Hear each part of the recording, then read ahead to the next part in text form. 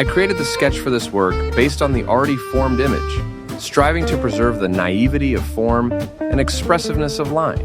I used a B2 pencil and an eraser.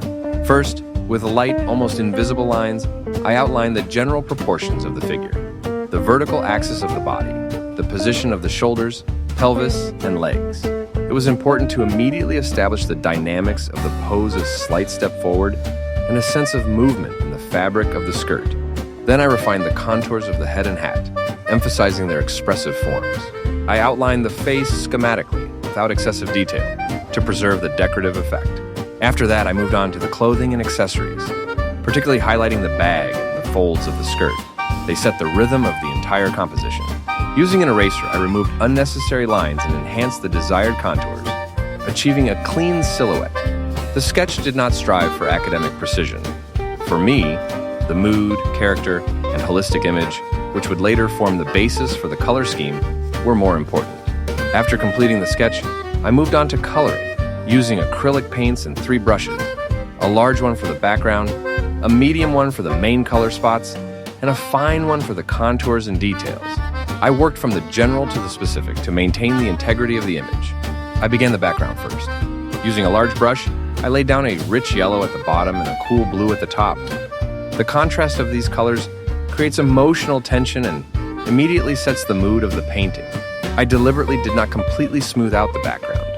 The brush strokes remained lively and slightly chaotic, allowing the background to breathe and prevent it from appearing flat. I painted the clothing next. The red dress and skirt became the main color accent. Using a medium brush, I filled in the main shapes and then added darker and lighter shades to highlight the folds. Here I did not strive for realistic chiaroscuro modeling. The decorativeness and rhythm of the lines were more important. I painted the hair and hat more carefully. The yellow hair contrast with the bright pink hat, heightening the sense of naivety and an almost childlike perception of the image. I held the brush lightly, allowing the paint to flow unevenly. I painted the face carefully, using a thin layer so as not to overload it with detail. Minimal color, simple shapes, and clear contours. The face here is more of a symbol than a portrait. This emphasizes the conventionality of the image. I used a fine brush to create small details, the bag, shoes, and the contours of the arms and legs. The black line became the unifying element of the entire composition, gathering the color spots into a coherent image and enhancing the graphic quality. Critical evaluation of the work. What worked well? Strong color contrast and a bold palette. A cohesive, decorative image, easily read from a distance. Expressive line work that creates character and mood. Naivety and sincerity make the painting memorable. What didn't quite work? The proportions of the figure appear unstable in places, especially the legs.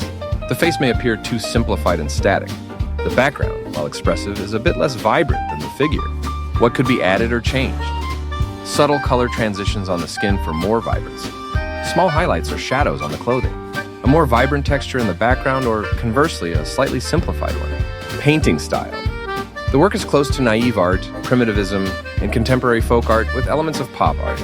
It might appeal to people who value sincerity, vivid emotions, decorativeness, and an unconventional approach to form, as well as those tired of academic realism and seeking vibrant, emotional art.